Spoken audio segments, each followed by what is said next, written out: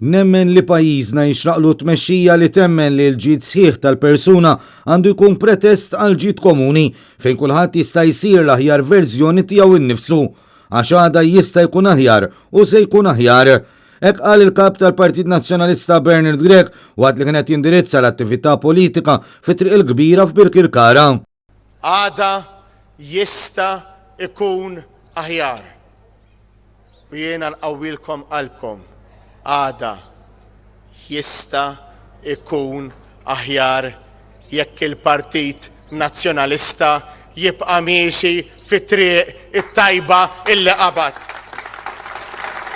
Għalhekk jiena determinat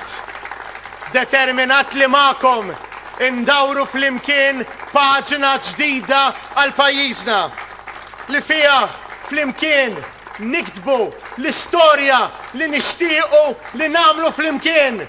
Imma dik l-istorja li għadha pitada aħna u liedna u uliedna nibqgħu nkunu kburin biha. Il-kap tal-Partit Nazzjonalista qal li l-partit immexxi minnu għandu strateġija l pajjiżna fost l-oħrajn b'impenn favur sorsi ta' enerġija nadifa u b'inċentivi biex navvanzaw f'dan is-settur importanti. Spjega li waħda mill-proposti tal-Partit Nazzjonalista hi li dak li wieħed jitħallas għal kull unit iġġenerat mill-pannelli jew sorsi oħrajn ikun l-istess prezz li tiċċarġa l-arms għal units li wieħed jieħu minn għandha. Dan kontra s-serqa tal-Gvern Laburista bil-kuntratt li jagħmel għal Power Station tal-Electrogas. Serqa li minħabba fiha qed ikollna bil-fors nixtru d-dawl bloli. Dwar l-isfidi tal-pandemija tal-COVID-19, Bernard Grech innota kif il-Gvern ħabbar li se juża lit-tobba tal-familja fl-amministrazzjoni tat-tilqima wara s-suġġeriment tal-Partit Nazzjonalista.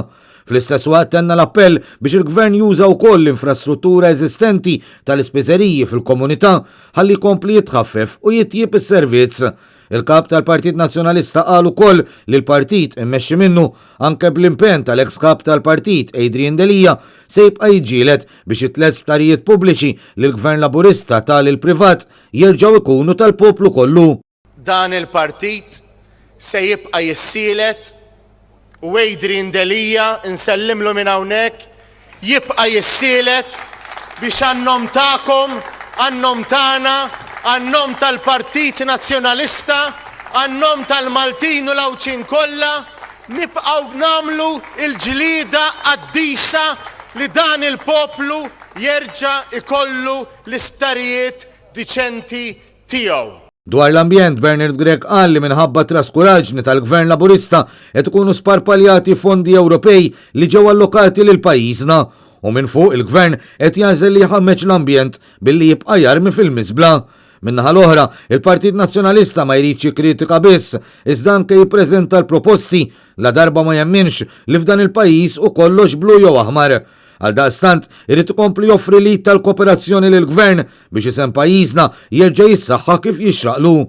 U għaliex aħna rridu biss il-ġid tiegħek illi aħna qegħdin noffru u lesti li noffru lill-Gvern kif diġà għamilna għal diversi snin l-għajnuna tagħna biex dan il-pajjiż jibqa' jimxi il-qudiem. Dan il-pajjiż jixraqlu li jattira aktar investiment. U biex nagħmlu dan irridu ntejbu isem pajjiżna. Dwar it-tiġdid kontinwu li għaddej minnu l-Partit Nazzjonalista, Bernard Grech qal li issa ċar li fl-aħħar xhur il-partit għamel qabżiet kbar fid-direzzjoni tajba għax il-Partit Nazzjonalista qed jagħmel politika li tibda minn isfel għal ġid tan-nazzjon kollu biex tinstab il-milja ta' kull wieħed u waħda minnha.